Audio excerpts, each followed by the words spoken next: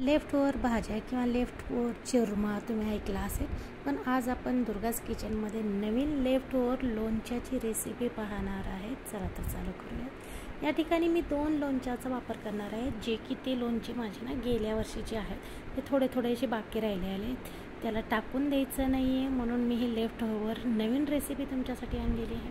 आणि याची ना या वर्षीची नवीन रेसिपी ही मी तुम्हाला सजेस्ट करते। खाली डिस्क्रिप्शन बॉक्समध्ये मी ती रेसिपी देते।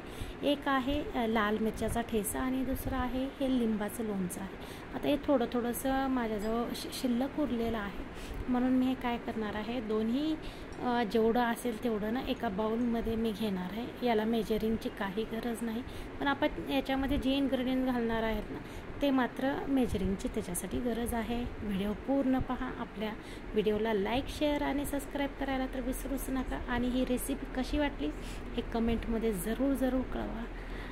आपण ना इंडियन लोक ना खूप जिगडू असतात, काही आपल्याला वेस्ट करू वाटत नाही, त्यासाठी ही खास तुमच्यासाठी रेसिपी घेऊन आली आहे। दोन्ही लोणचे ना मी एका ठिकाणी मिक्स करून घेत आहे आणि याच्यामध्ये आपण पूर्ण याला ना मिक्स करून घेणार आहे।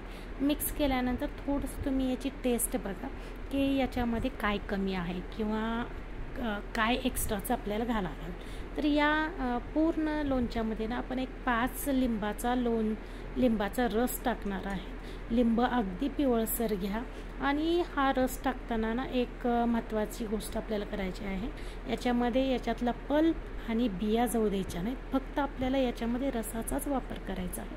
हे लिंबू असे आपण चिरून घेऊत, छानसे चिरून झाले की या पॉटवर आपण एक चाळणी ठेवून घेऊत आणि या लिंबाचा रस याच्यामध्ये काढून घेऊत। दुसरी गोष्ट तर याच्यात मिरचीही आहे आणि जे आपण आंबटगोड लिंबाचं लोणचं तयार केलं त्याच्यामध्ये गुळाचंही प्रमाण आहे। तर मला याच्यामध्ये थोडंसं चवीनुसार फक्त मीठ ॲड करायची गरज आहे। जर तुमचं लोणचं म्हणजे थोडंसं आणखीन उतरला असेल किंवा त्याच्यातला तिखटपणा किंवा गोडपणा कमी झाला असेल तर तुम्ही तेही ॲड करू शकता। असं काही कंपल्सरी नाही आहे की फक्त मीठच ॲड करा म्हणून। या ठिकाणी ह्या सालपटीतून आणखीन रस निघत आहे, त्याच्यामुळे तेही मी पिळून घेतलं आहे। अगदी छानसे याला चम्मचनं हलवायचं आहे, याला मिक्सरचा किंवा ग्राइंडरचा वापर नाही करायचा। छानसं असं चमच्याने याला हलवून घ्यायचं आहे आणि एका भरणीमध्ये भरून ठेवायचं आहे आणि ती भरणी ना आपल्याला 1-2 दिवस उन्हामध्ये ठेवायची आहे। छानसं त्या भरणीतही आपण त्याला एकदम छानसं मिक्स करून घेऊ। उन्हात ठेवलं की तिसऱ्या दिवशी हे लोणचं खायला तयार।